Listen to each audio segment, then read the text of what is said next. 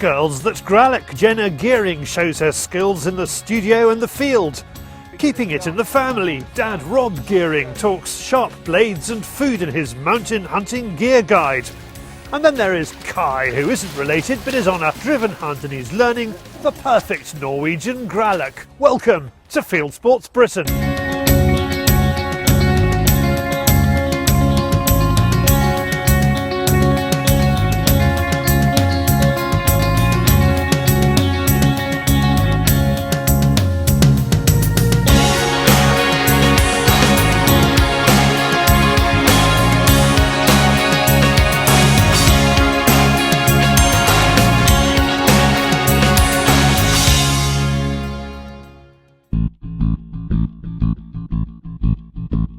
Jenna Gearing likes getting her hands dirty, whether it's in the studio or in the field.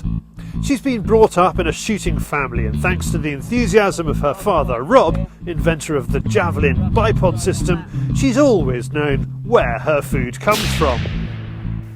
It's just a much nicer process, and it feels so much more rewarding when you then go to cook it.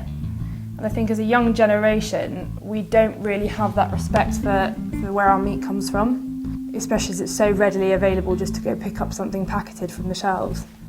It's all about filling freezer space with Jenna, but shooting and preparing game means that her field sports inspired sculptures have an added dimension. Definitely, and especially with when I'm sculpting dogs or horses or deer or whatever, to actually have been able to know where all of the muscles lie, you do learn a lot about the anatomy, and it's definitely helped me. And she must be pretty good, as these days she works for the likes of Holland and Holland. I've also recently started making walking sticks, which have been a very fun project to do actually, just little sculptures, cast in bronze resin as opposed to bronze.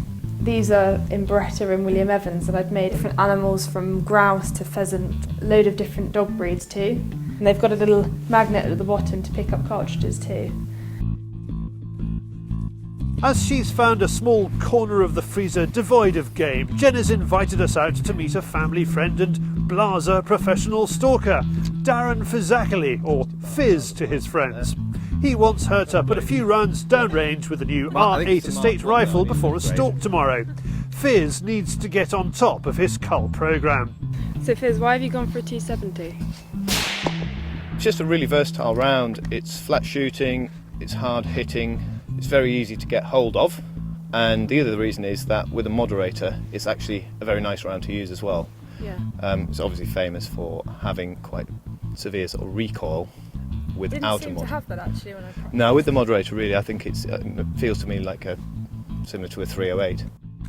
It does create a bit more meat damage for sure, but at the end of the day the most important thing I think is that you get a good humane killing shot. Yeah. Look at that! What are you complaining about, Jenna? That is awesome. Fizz is happy with the group, but Jenna wants it a bit tighter. Maybe I'll put it a click to the right, should I? Maybe. Well then you. Are you happy? No. Come on! It's really embarrassing. Such a perfectionist. The following morning, it's a bit damp, but Fizz says there are plenty of deer about. So today, Jenna, Yeah. because now we're into February, we're really starting to up our game with the cull. So we'll shoot any cullable fallow bucks, fallow does, and also roe does and muntjac. So we've got pretty much everything we've got here. This is good fallow country, but the transient deer do a lot of damage on the estate. The Christmas tree plantation in particular gets a hammering. There's a group of deer out there. Fizz spots a few animals on the edge of a wood. They do need to take a lot of deer off here, and if possible, he'd like Jenna to take more than one this morning. On this estate, it's around annually the 180 to 200 mark, and about 90% of that is fallow, and then the rest are roe and muntjac. But really, this is fallow terrain. On this estate, we've got 3,000 acres of woodland, so there's a huge amount of habitat for them. It sounds like a lot to be taking off, but basically we can do that year on year without actually having a detrimental effect on the population. And we also have to, because there's farming and forestry interests here. And if we don't keep the numbers at a sensible level, the farmer and forester get very upset, and rightfully so, because they do a lot of damage. We try and work round the back of them and end up face to face with a rodeo with kids. Clearly got the wind in the right direction. It's not a safe shot, so we continue in pursuit of the fallow. Fizz works us round to a block of conifers. In the darkness, Jenna spots a rodeo and Fizz gets the rifle on the tripod. She doesn't mess about and shoots.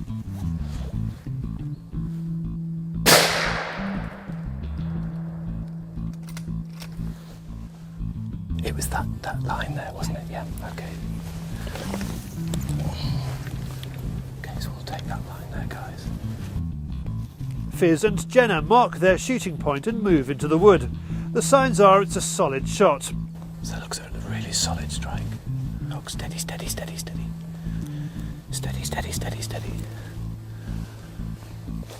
They follow the blood trail, but his 6-year-old Bavarian, Red Dog, is on it. Looks like he's got it, Jenna.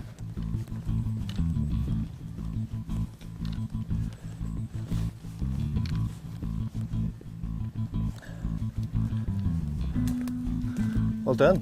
Thanks. Okay.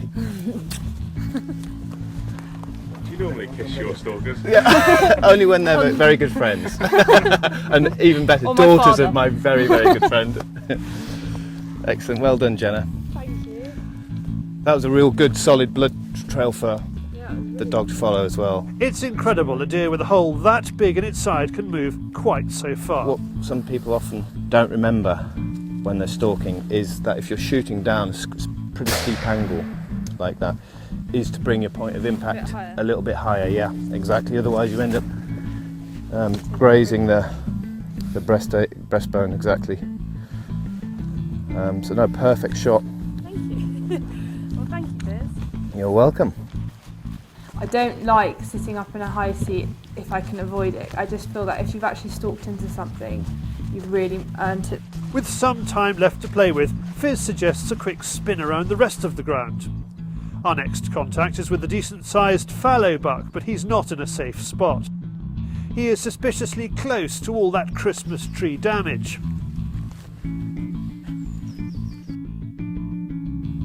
We return to the rodeo and Jenna gets stuck in. She worked in Argentina with the gauchos and butchery was part of her day-to-day. As Fizz says, he's all out for the cull, but I like the being able to see it from the very start to the very end and see it through. For me, it's quite nice to get this on a barbecue. It'd be very pleasant.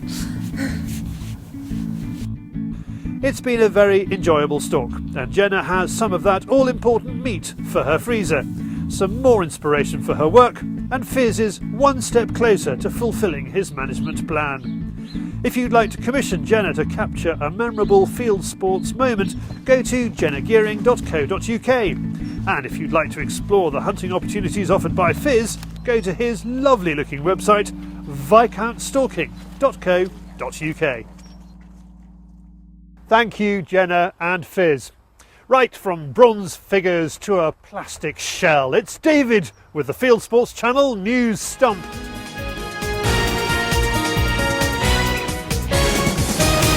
This is Fieldsports Channel News.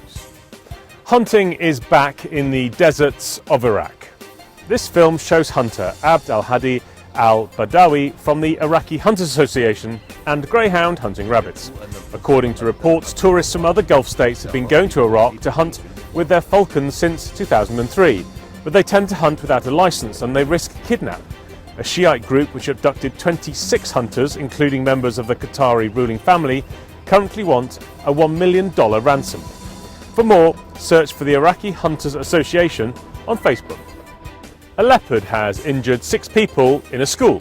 The mature male leopard mauled a scientist and a forestry employee after it entered an international school in Bangalore in India. A recent wildlife census estimated that India has a leopard population of between 12,000 and 14,000 animals. The cat was eventually tranquilised and released. A hunter who found an eland in a snare has released the animal and the film on Facebook. Mike Fell cut the Lord Derby giant eland from an illegal poacher's snare in northern Cameroon. The animal's almost too weak to run off. For more about Mike, visit facebook.com/Mike Fell Safaris. Are you going to the British Shooting Show? If so, could you please take along any spare coats that you might have? There will be a collection point near the entrance for Country Coats to Syria, which is sending the coats to Syrian refugee camps currently in the grip of winter. Anti-hunting organisation BirdLife Malta has been battling the Maltese Hunting Association in the courts, and the antis have lost. BLM sued the FKNK over a press release in 2009 entitled BirdLife Malta Infiltrate Education Department. During the 7-year case, BLM admitted that its objective was to abolish Maltese hunting. Staying with antis, and they've successfully bounced Eton College into condemning hunting. The League Against Cruel Sport says that the Eton College Beagles chased a hare in October last year. Eton says it's investigating the allegation. To stop the European Commission from banning guns, you have to write to your MEP.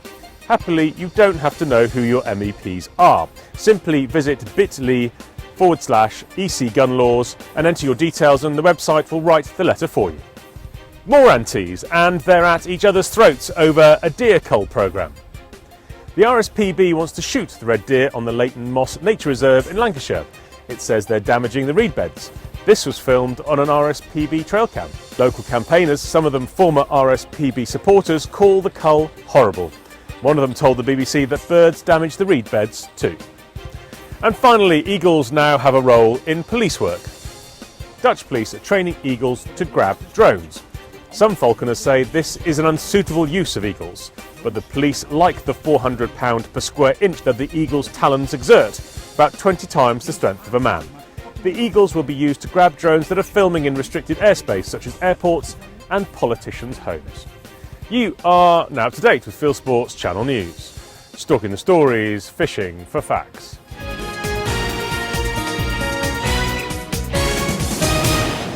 Thank you, David. Now we've seen one Gearing on this show already. Here's another with a lot less hair. Unless you're very good at sharpening a knife on a stone, and I'm certainly not. My daughter Jenna is, but she spent 6 months in Argentina with the gauchos and learned. I haven't had the time to. That, guys, is something you must take with you. If you're going to go hunting, at least have a sharp knife, and without a steel it's very, very difficult to keep a good blade. They're very cheap to get, very easy to look after and keep, but take one. You're absolutely crucial, doesn't weigh anything. Stick it in your pocket, and for Christ's sakes, make sure you use it. We've used a knife from everything, from cutting up the onions to cutting up an ibex. Since my mountaineering days, I used to bring a lot of these dehydrated packets. Just don't bother anymore. Depending on how long the trip is, I'll pack a kilo of rice, a bit of curry powder, some salami, and you can make all sorts of things. Salami is great because you've got the meat and the fat content there, and it's really condensed, so you need to drink a bit of water with it, obviously, to keep the fluids going, but it's a great source of energy that doesn't weigh too much. But for Christ's sakes, don't forget the salt. Rob telling it how it is. Now, Cai has had a lot of fun hunting in Scandinavia recently. He's on another trip. It's a driven hunt, and he's learning the perfect Norwegian gralloch.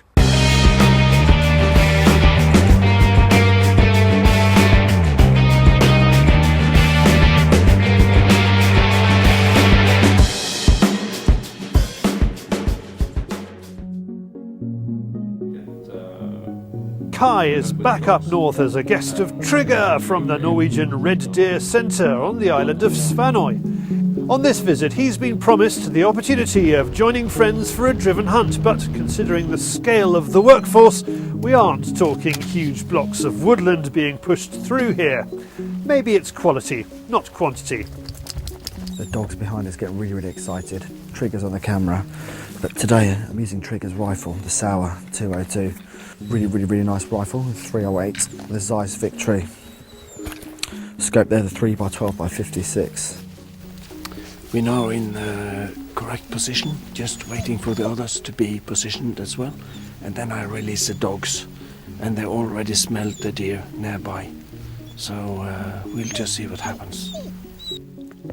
It's hinds and calves for Cai today. Trigger listens to the dogs and gets Cai set up when he feels there might be some action. And within about 30 seconds, they've got into a scent straight away and found deer. You can hear them in the background, going crazy, barking away. Trigger is particularly keen for the Welsh wizard to get something today, as he wants to show the game chef a few tricks of the trade in the chiller. Trigger is a world authority on the farming and management of red deer. That includes gralloching and preparing the deer, ensuring the meat is the best it possibly can be.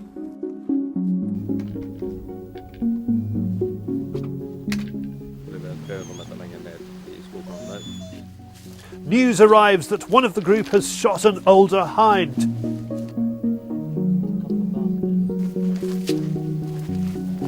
The Norwegians are well prepared for the extraction. These are easy pickings compared to a moose.